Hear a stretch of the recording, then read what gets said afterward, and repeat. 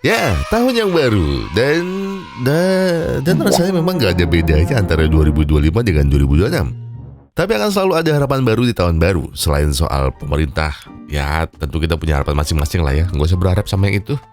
Kalau Sugeng katanya sih minta PC baru ya. Widodo minta dijodohin sama Sultana. Kalau saya sih simpel aja. Cowok-cowoknya bonyok kabeh, Cok. Bukannya itu, Kang. Yang satunya. Nah, ini simpel kan doa saya. Saya cuma mau dikejar-kejar sama cewek Korea. Ya Allah, 4 aja gak apa-apa. Beda usia memang beda harapannya. Dan itu persis seperti cerita hari ini. 4 anak SMA dengan kepribadian yang berbeda-beda. Dan satu-satunya yang menyamakan mereka adalah IQ mereka, yang sama-sama gak sampai 80. Ya, dikit lagi jadi King Kong mereka. Mereka punya mimpi. Mereka berusaha untuk menggapai mimpinya. Tapi dunia tidak berputar semudah itu. Penasaran? Jadi begini ceritanya.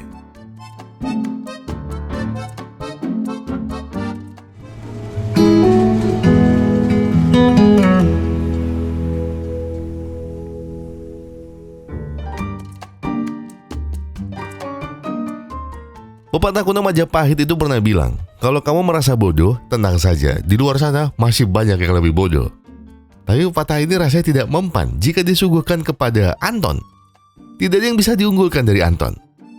Ranking 30 dari 29 murid di SMA-nya. Kalau diibaratkan anak ayam, Anton cuma anak ayam yang suka diem di pojokan. Saat kecilnya tidak ada yang mau mendekat dan tidak ada yang mau mengajaknya bermain. Ya, selain karena bodoh, Anton juga miskin karena ibunya lebih milih uangnya untuk ritual daripada ngasih makan Anton yang enak. Anton adalah definisi asli di balik kekurangan masih ada kekurangan. Dan satu-satunya keunggulan Anton adalah lahir 3 bulan lebih awal. Alias prematur. Cuk, gue bukan keunggulan. Tapi untungnya semua kesialan Anton sedikit berhenti di umur 6 tahun. Karena saat itu ada 3 anak datang mendekat dan mengajaknya untuk berteman. 3 anak yang kebodohannya masih bersaing jika harus dihadapkan dengan IQ Anton yang cuma 1/4 ons. Dari umur 6 tahun hingga nilai rapot yang sama-sama dapat 6, pertemanan mereka masih terus terjaga. Tapi rasanya tak adil jika tidak mulai memperkenalkan mereka satu demi satu. Gang, ganti musik.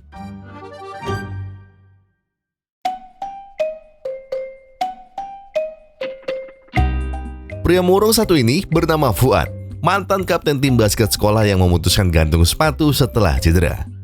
Awalnya Fuad adalah pria penuh dengan mimpi, tapi sekarang isinya cuma mimpi tapi tanpa aksi. Bahkan saat Fuad diminta Anton untuk merubah mimpinya, yang ia lakukan justru 네가 산책도 시킨다고 말씀드려봐.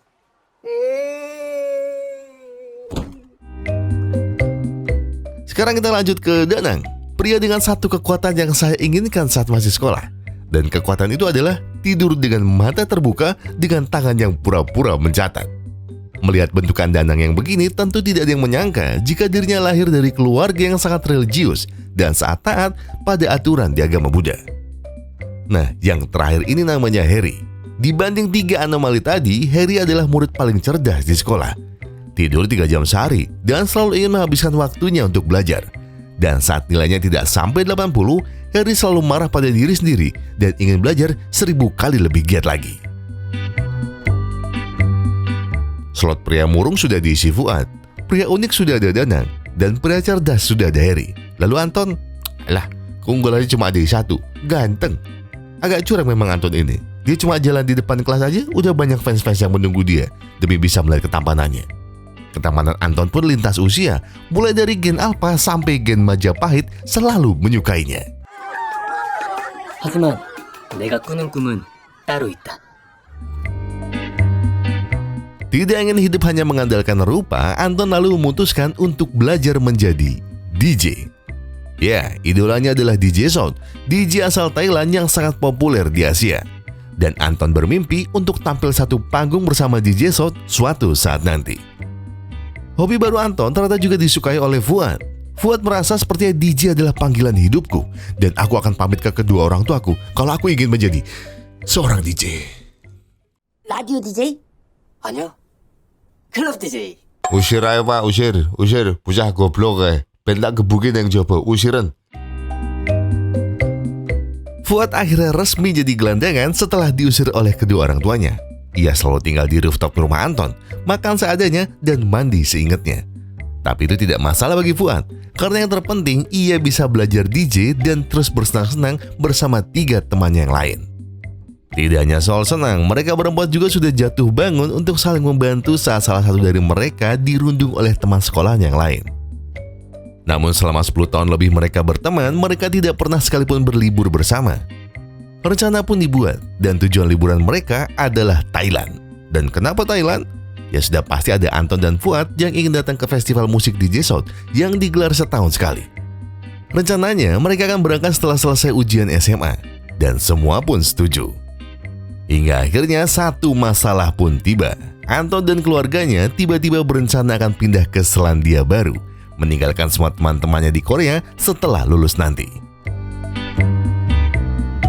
Singkat cerita, ujian sekolah pun usai. Nilai sempurna sukses diraih oleh Harry. Memang kabar yang menyenangkan. Tapi saat ingat kalau Anton akan pergi dari Korea, mereka semakin yakin untuk mewujudkan impian mereka liburan ke Thailand. Tapi ya, namanya main keluar negeri tentu butuh izin dari orang tua. Sebuah izin yang tentu tidak akan mudah didapat oleh Harry. Dan pada akhirnya mereka punya ide. Orang tua Harry pasti akan mengadakan pesta perayaan nilai sempurna anaknya. Saat orang tua Harry juga mengundang orang tua teman-teman yang lain, di sanalah mereka akan izin secara bersama-sama dan secara tiba-tiba. 연민이 떠나기 전에 Suasana perayaan seketika berubah menjadi gerutu demi gerutu yang datang silih berganti. Semua kompak menolak niatan anak-anak baru lulus SMA ini untuk liburan ke luar negeri. Harry pun jadi yang paling marah. Tangisan-tangisan palsu mulai diumbar, hingga akhirnya membuat para orang tua mulai berpikir kembali. 그냥 보내주시죠. 아, 그래요. 이거는 보내줘. 전부 저희가 내겠습니다. Orang tua Anton dengan senang hati akan mencarikan pinjaman dan membiayai liburan Anton dan teman-temannya. Jelas ini menjadi sebuah kabar bahagia, karena mungkin ini akan jadi liburan pertama dan terakhir mereka berempat sebelum Anton akan pergi ke Selandia Baru selamanya. Perjalanan pun dimulai. Anton dan Fuad mulai berandai-andai kalau mereka akan datang ke festival DJ South untuk pertama kalinya. Dengan penuh rasa optimis dalam diri mereka berdua, mereka pun bilang, hari ini mungkin kita akan datang sebagai tamu. Tapi bertahun-tahun berikutnya, mereka akan datang untuk melihat kami tampil. 사랑해서 만나자.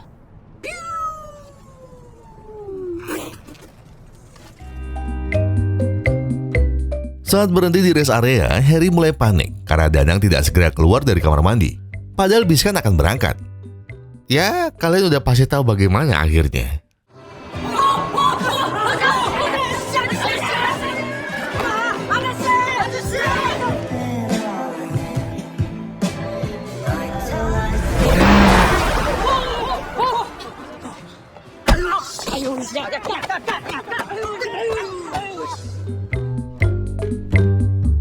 Mereka yang gebukin, mereka juga yang nolongin. Liburan batal, rencana gagal. Mereka ketinggalan jadwal pesawat mereka ke Thailand. Tapi mereka tidak membawa masalahnya semakin jauh dan tidak menjadikannya alasan untuk memutuskan pertemanan. Kan liburan masih ada lain kali. Ya, walaupun belum tahu lain kali yang dimaksud itu kapan. 악연이다.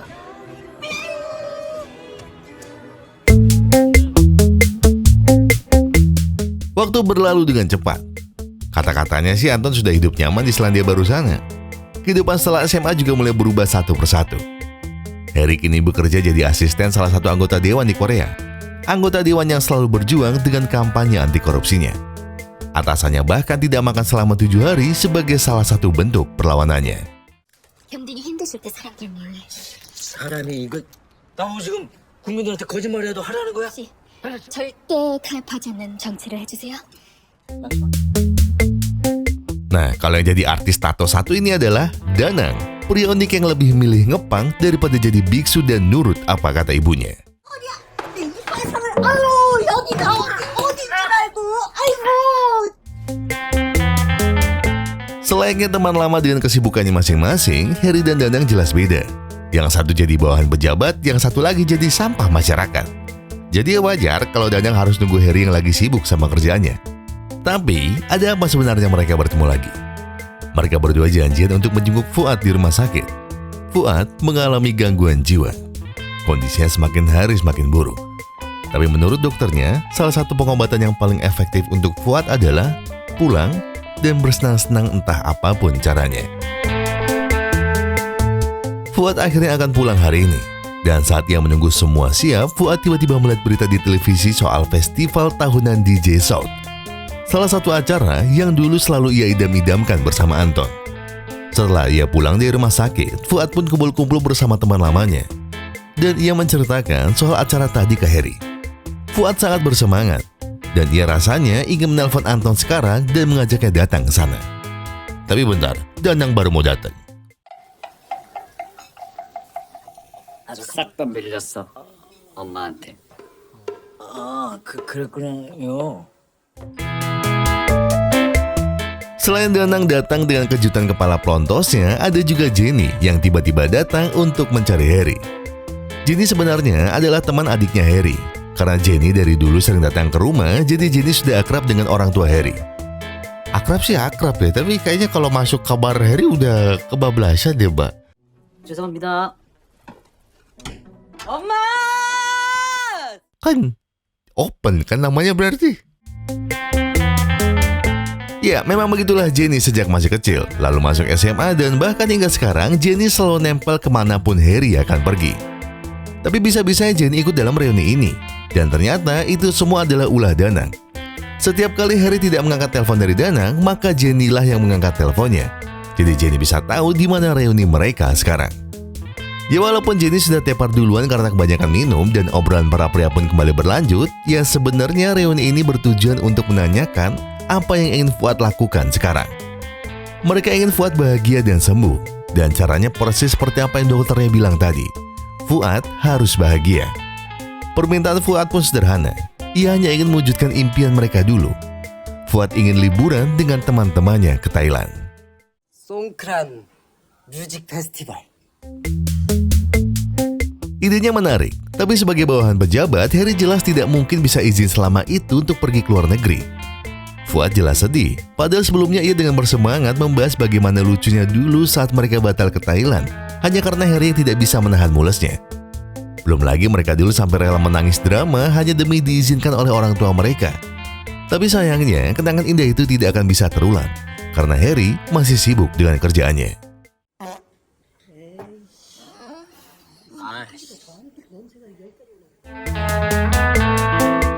Fuad jelas sedih. Ia menceritakan semuanya pada Anton melalui telepon. Sementara Harry, ia masih saja sibuk bekerja. Danang sampai menelponnya dan minta Harry untuk minta hari cuti kepada bosnya demi bisa memenuhi keinginan Fuad. Bentar, ini kok suara teleponnya kayak deket ya? 일찍 퇴근했네.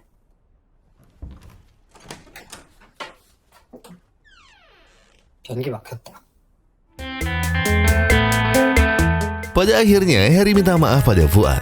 Ia sadar kemarin ia terlalu kasar dengan menolak apa yang Fuad minta. Tapi memang ide Fuad untuk datang ke festival musik agak terlalu beresiko untuk seorang pasien seperti Fuad. Fuad kembali marah. Sejak lulus hingga sekarang, ia sudah bolak-balik masuk rumah sakit 12 kali. Jadi apakah aku sebenarnya tidak boleh bahagia sama sekali atau bagaimana? Rasanya kebahagiaanku berhenti saat lulus dan saat Anton pindah dari Korea. Mendengar curahan hati Fuad, rasanya ngenes juga. Dan lama-kelamaan, Harry mulai luluh hati dan berniat untuk mewujudkan apa yang Fuad inginkan. Danang ikut bersemangat. Tapi setelah mereka liburan nanti, Danang ingin mengembalikan habitat teman-temannya, yaitu menjadi 대한민국을 대표하는 바보가 되자.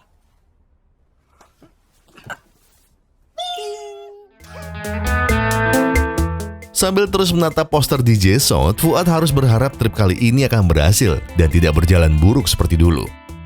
Ia hanya punya satu niat, ia akan berangkat demi Anton, temannya yang kini sudah jauh di sana. Bahkan Fuad sampai membuat IG dengan nama First Ride, alias perjalanan pertama.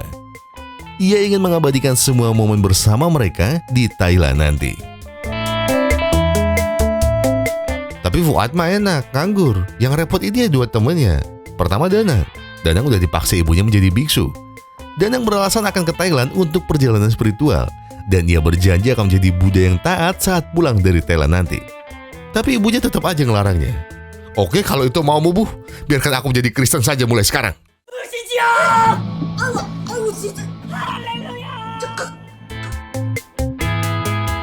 Harry pun sama, sebagai bawahan pejabat, ia tidak bisa ambil cuti seminggu secara tiba-tiba. Tapi karena Harry lumayan agak cerdas, jadi ia bisa alibi. Ini adalah janjiku dengan teman-temanku. Jadi jika aku tidak bisa menepati janjiku pada sahabat, lalu bagaimana aku bisa menepati janjiku pada rakyat? Bualan omong kosong Harry pun berhasil.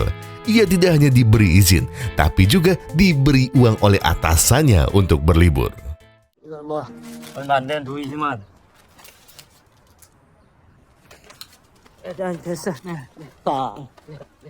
Alah, lapar juga kan Pak ternyata. Udah, makan aja uang rakyat, gak apa-apa. Makan dikit aja. Di tempat saya loh, mereka makannya banyak. Terang-terangan lagi.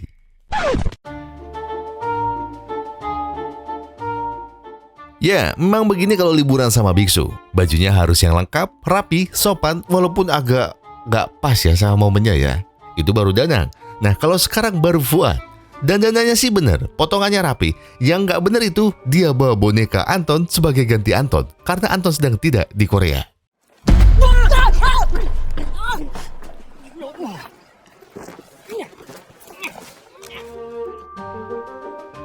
Tak peduli apapun ucapan temannya, Fuad tetap bawa boneka Anton selama liburan nanti. Dan dengan berangkatnya mereka ke Thailand, maka satu-satunya wishlist mereka untuk liburan bersama akan segera terpenuhi. Tapi kejutan baru datang saat Harry akan ke kamar mandi. Jenny tiba-tiba di sana. Katanya Jenny mau ikut kemanapun Harry pergi, dan ia akan menjaga Harry dengan seluruh tenaganya.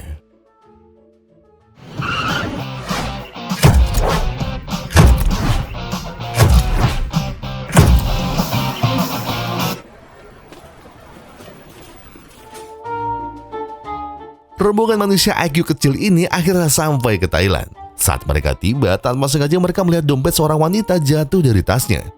Harry langsung inisiatif memanggil dan mengembalikannya pada si pemilik. Kebaikan Harry tadi tidak hanya sekedar mendapat terima kasih, ia juga mendapat nomor HP mbak-mbak yang lumayan mantap tadi. Tapi sayangnya... 야.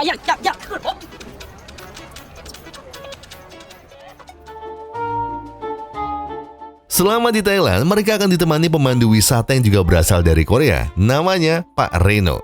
Pak Reno siap mengantar kemanapun mereka pergi, membantu mengabadikan momen apa saja yang ada di Thailand. Sayangnya, ia emang agak gesrek aja di orangnya ini.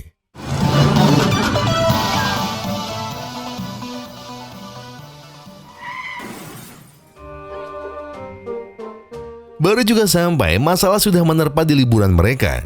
Harry coba menengahi pertikaian Pak Reno dan korban kecelakaan tadi.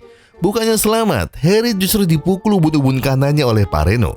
Tak lama setelahnya polisi pun datang, dan Pak Reno langsung lari tunggang langgang lalu melompat ke laut.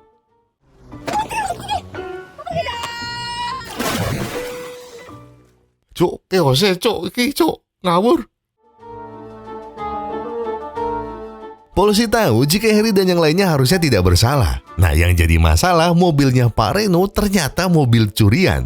Jadi mau tidak mau mereka berempat harus mendekam di penjara dulu sampai Pak Reno berhasil diringkus.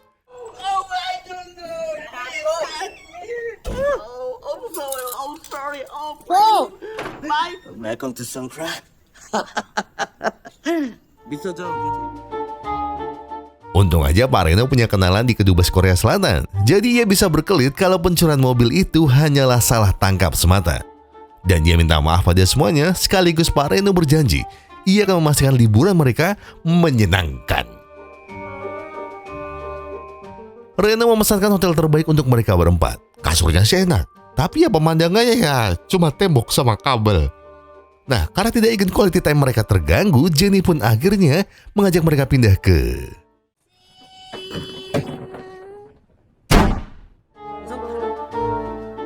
Destinasi pertama mereka di Thailand adalah pantai, dan Danang masih dengan pakaian biksunya. Pas disuruh lepas, baju daleman Danang juga ada gambar biksunya. Tapi untungnya mereka punya Jenny yang siap mengajak mereka untuk bersenang-senang. Mulai dari main-main air pantai sampai nyiramin air ke kepala orang yang tidak mereka kenal sudah mereka lakukan. Tapi jelas ada yang kurang kalau belum sambil ngebir. Nah, kalau di sini baristanya mantep-mantep, dan salah satunya adalah Sylvia. Saat Danang, Harry, dan Jenny menunggu pesanan birnya datang, Harry mencari di mana Fuad berada. Dan ternyata ia sedang duduk berdua dengan boneka Anton. Ini dibiarin lama-lama aneh juga Fuad ini. Aneh-aneh kayak. Untung aja ada Mbak Sylvia, jadi mending Harry nontonin Mbak Sylvia daripada ngeliatin Fuad. Tapi di mata Jenny, laki-laki memang aneh. Muka Sylvia ini muka-muka penipu, dan ia heran kenapa laki-laki terlalu mudah ketipu cuma modal tampang saja. Harry menanggapinya santai, ia tahu kalau Jenny cuma cemburu kalau dia naksir sama Sylvia. Harry sama Danang sih lebih milih undangan Sylvia untuk datang ke klub, karena katanya dia juga kerja di sana kalau malam. Mendengar akan ada pesta malam ini, Jenny jelas dandan semaksimal mungkin untuk menarik perhatian Mas Harry idolanya. Tapi saat Jenny masuk ke kamarnya... 뭐야 벌써 자?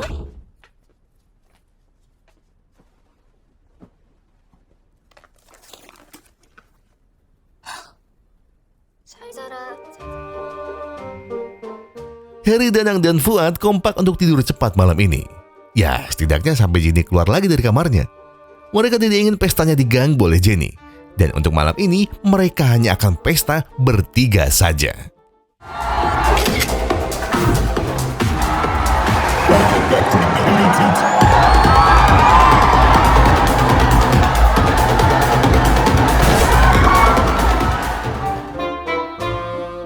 Saat yang lain berpesta, Harry lebih memilih cari hangat-hangat yang lainnya. Karena itulah Harry memilih untuk mencari Sylvia. Sylvia pun langsung menyiapkan minuman andalannya. Dan saat minuman itu datang, Harry langsung bersemangat meminumnya. 야.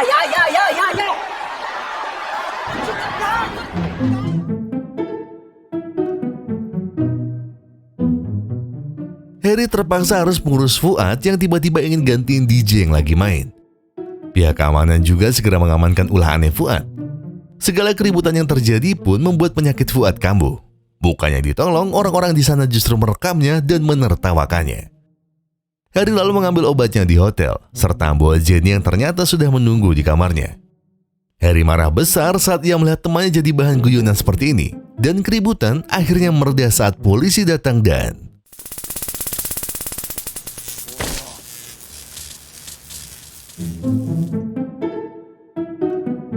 Malam ini, mereka berempat kembali masuk penjara lagi. Di dalam penjara ternyata juga ada Pak Reno, orang yang lagi-lagi menyelamatkan mereka untuk bisa keluar dari penjara. Katanya, kayaknya kalian gak perlu nyewa hotel, orang tiap malam juga tidur di penjara kan? Tapi perjalanan mereka belum selesai. Mereka masih punya satu tujuan utama lagi. Dan destinasi terakhir mereka di Thailand tentu saja melihat DJ South di Songkran Music Festival. 3 hari lagi menuju festival, rencana mereka masih banyak yang kacau karena faktor cuaca dan urusan penjara. Belum lagi Harry masih harus ditelepon atasannya. Harry dimarahi habis-habisan. Semua tingkah uniknya selama di Thailand ternyata juga masuk ke berita TV di Korea. Instagram yang Fuad buat menjadi viral. Mereka dicap sebagai pencari perhatian sekaligus banyak teori konspirasi di balik boneka yang selalu Fuad bawa. Teori-teori itu berkaitan dengan politik dan sangat bertentangan dengan ideologi yang coba atasan Harry gambar-gemborkan selama ini. Hingga pada akhirnya, Harry pun dipecat dari pekerjaannya. 왜 이렇게 소리 질러 시끄럽게. 우리 사진 하나 더 찍자. 그만. Harry marah besar. Rasanya ia ingin merusak dan membuang boneka Anton yang selalu Fuad bawa kemana-mana. Apa yang Harry lakukan jelas-jelas menghancurkan hati Fuad. Ia tahu jiwanya mungkin tak sesehat teman-temannya. Tapi setidaknya ia selalu berusaha untuk mengajak Anton berlibur bersama. Jangan mentang-mentang sudah pindah negara lalu melupakan Anton yang dulunya sahabat mereka juga. Fuad dan Anton masih sering komunikasi. Tapi kenapa Harry dan Danang tidak pernah melakukan hal yang sama? Emosi Harry sebenarnya sudah di ujung tanduk. Tapi rasanya ia tidak tega untuk menyakiti Fuad. Dan pada akhirnya, ia memilih untuk pergi saja daripada keadaannya semakin memburuk. 야 이렇게 가면 어떡해.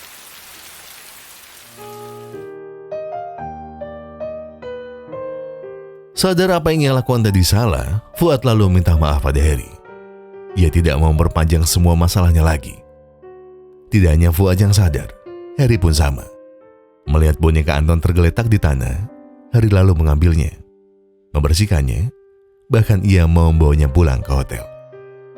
Rasanya mereka tidak perlu terus-terusan bertengkar, karena besok mereka akhirnya akan datang ke tujuan mereka yang sebenarnya. Welcome to SoundCloud.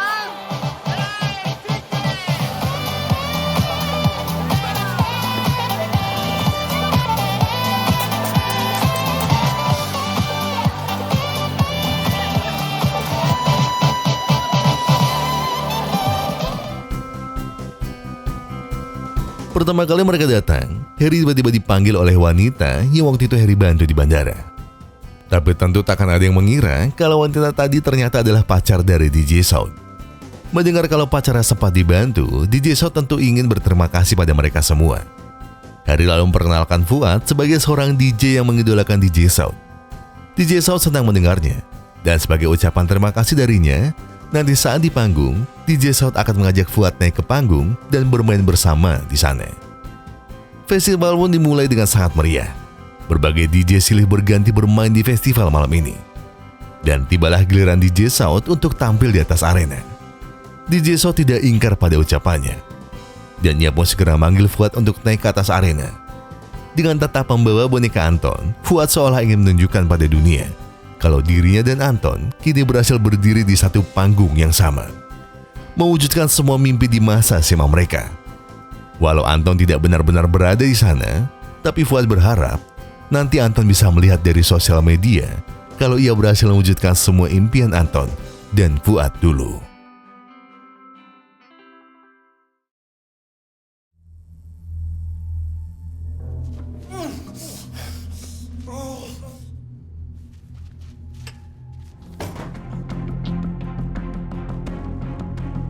Tidak ada yang pernah sadar bagaimana awal dari penyekapan ini berlangsung.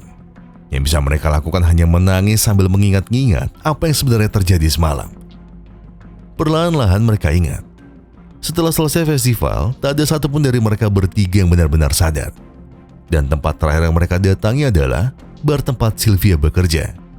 Dan iya, memang di sanalah masalahnya.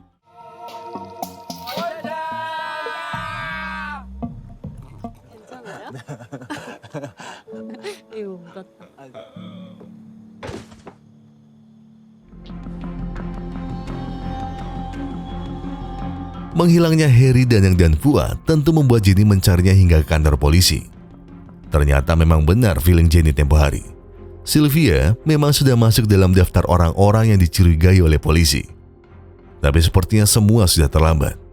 Harry, Danang, dan Fuad sudah dibaringkan dan mereka akan dikuliti satu persatu. Lalu anggota tubuhnya mulai diposting di marketplace dark web.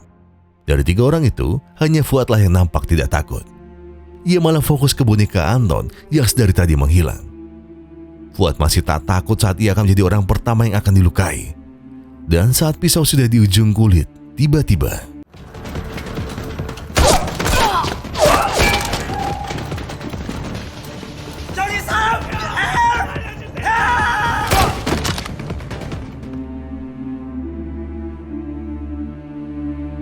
kepolisian Thailand segera menyergap mafia yang menyekap Fuad, Harry, dan Danang.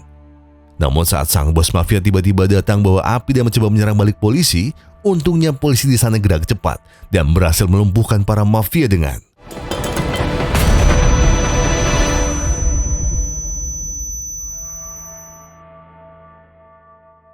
semua korban mafia tadi selamat. Tapi sayangnya boneka Anton masih tertinggal di dalam. Dan Fuad memaksa untuk masuk dan menyelamatkannya. Harry coba menyadarkan Fuad kalau itu hanya sebuah boneka. Dan suara Fuad tiba-tiba memelan. Anton masih ada di dalam. Anton belum selamat. Fuad lalu kembali memaksa masuk hingga akhirnya Harry pun menamparnya. 고도지! 우리 연민이 그만 도와주자.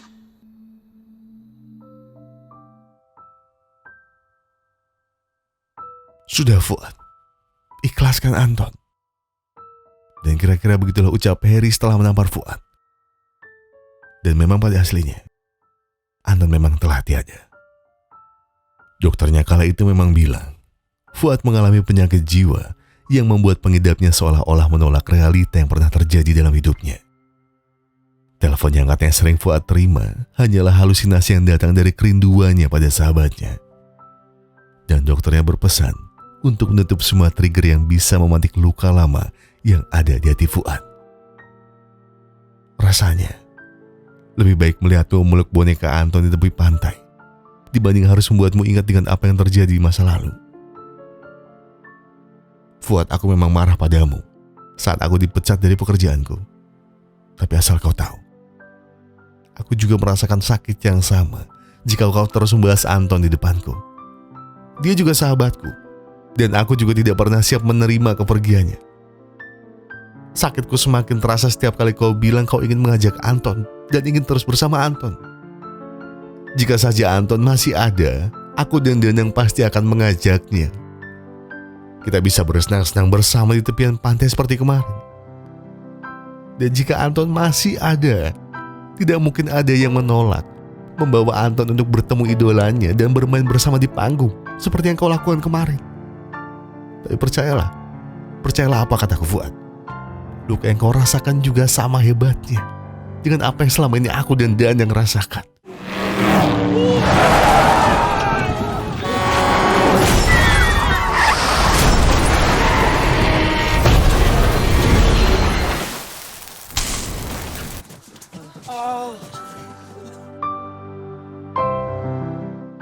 Dan iya, tidak ada satupun yang pernah berharap kecelakaan itu terjadi. Tidak ada pernah satupun yang ingin mengarang soal kepergian Anton jika bukan demi kesembuhan penyakit Fuad. Kecelakaan itu terjadi begitu cepat dan datang bersama dengan luka yang terus menyayat. Heri dan Danang masih sempat keluar untuk menyelamatkan diri. Namun pecahan kaca yang menancap di kaki Anton membuat Fuad tidak bisa keluar sendirian meninggalkan Anton di dalam bus. Di tengah syok dan panik yang ia rasakan, Fuad awalnya berniat untuk mencarikan bantuan keluar agar ada yang bisa membantunya untuk mengeluarkan Anton dari dalam bis. Namun sayang, takdir seringkali datang tidak sesuai dengan harapan. 제 친구가 아직 안에 있어요. 여행 가야 돼. 태정아, 금방 와.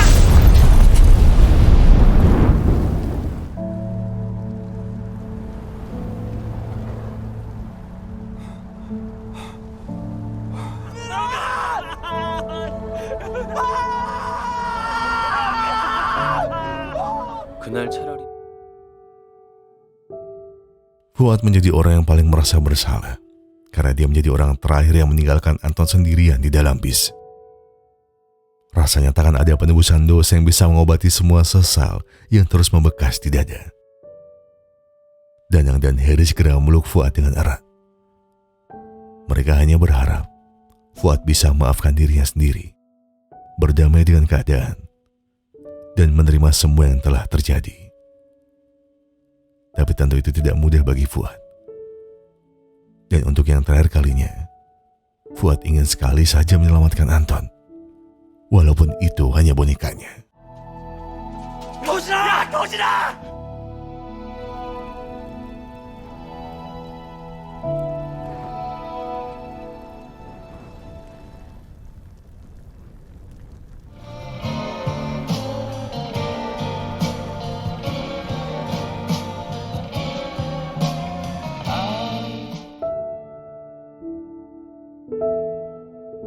Belasan tahun menjalin pertemanan, tentu tak ada satupun yang berharap pada kehilangan. Tawa senyum dikala bahagia, hingga hina-hinaan kecil, lalu diiringi semangat di saat dunia sedang tidak baik-baik saja. Mungkin kita pernah berdoa, Tuhan, tolong jangan hari ini. Sayangnya, takdir memang selalu datang dengan penuh kejutan. Kadang yang datang kebahagiaan, kadang yang datang juga kabar kepergian. Tak ada satu yang tidak mungkin akan hilang. Dan itulah adalah kenangan indah bersama dirimu, masih bersama kami semua kawan. Baik-baik di sana, dan mungkin di kehidupan lain, kita harus melakukan kebodohan lagi bersama-sama. 둘, 셋, 짠! 왜? 빨리 가자, 좀, 엄마! 연민이 야, 이 미친놈아, 너까지 왜 그래, 진짜! 야, 이 미친놈아!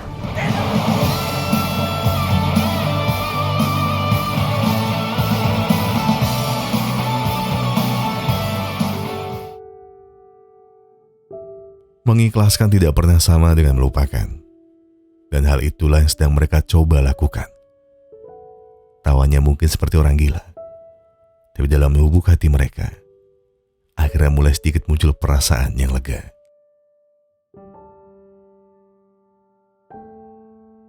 Mereka pun harus kembali ke kenyataan. Meninggalkan Thailand dan kembali ke Korea. Dan yang menepati janjinya pada sang ibu untuk melanjutkan menjadi biksu setelah kembali dari Thailand. Sementara Harry, ia kini melamar pekerjaan di agen wisata internasional.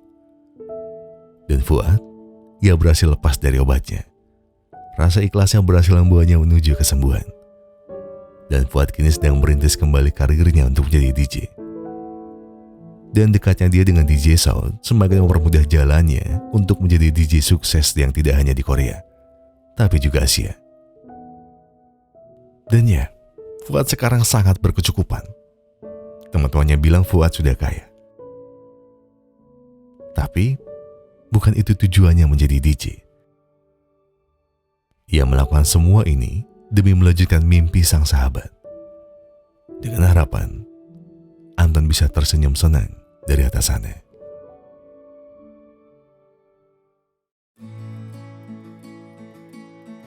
Resolusi atau mimpi memang terkadang tidak hanya fokus tujuan. Kadang di perjalanannya ada yang bawa kenangan, candaan, atau justru pelajaran. Di tahun baru ini, rasanya kita memang tak harus selalu berpacu pada hasil, tapi juga berpacu pada proses dan menikmati tiap perjalanannya. Jika berhasil maka harus bersyukur, dan jika belum ya mungkin kita harus belajar lagi apa usaha yang kurang dari diri kita. Tapi jika bicara soal filmnya, saya juga ada cerita soal kehilangan seorang teman. Jadi rumah saya dulu itu lumayan jauh dari sekolah, kira-kira setengah jam lah. Namanya juga rumah saya di kampung kan ya. Nah, teman saya yang satu ini tuh selalu mengajak yang lain agar mau ke rumah saya. Bahkan dialah teman pertama yang saya mau tidur di rumah saya gitu. Jadi teman yang mau nginep di rumah saya itu dia itu. Bagi saya jelas dia adalah teman terbaik. Namun musibah datang. Dan ya, saya cuma berteman kurang lebih selama 7 bulan lah. Dan teman saya itu baru pulang untuk selamanya hampir, dia udah lumayan lama lah. Hampir 10 tahun saya kehilangan. Dan ya, dan rasa sedihnya itu masih sama. Tenang-tenang di sana ya teman. Nanti kalau saya pulang, saya ke rumah mampir. Kehilangan memang selalu menjadi kabar yang tidak pernah kita harapkan. Tapi kehilangan selalu datang dengan pelajaran. Pelajaran untuk menjadi ikhlas. Dan pelajaran agar selalu menghargai momen apapun yang kita lewati. Saya Gaukundan dan Pusra Glory mengucapkan terima kasih. Terima kasih banyak sudah menonton videonya sampai habis. Terima kasih banyak sudah memberikan like, memberikan komentar, subscribe, dan juga memencet tombol thanks-nya. Karena apapun yang kalian lakukan untuk channel ini akan membantu channel ini berkembang sampai hari ini. Dan sebagai penutup, saya pengen bilang kalian semua, kalau kalian lagi banyak masalah yang itu berat banget, yang tenang, gak perlu buru-buru, gak perlu nyusu-nyusu. Selesaikan semua dengan kepala yang dingin. Jadi sekarang tarik nafas kalian, buang, hai. Tengah kopinya ambil korek dan sebatin aja dulu.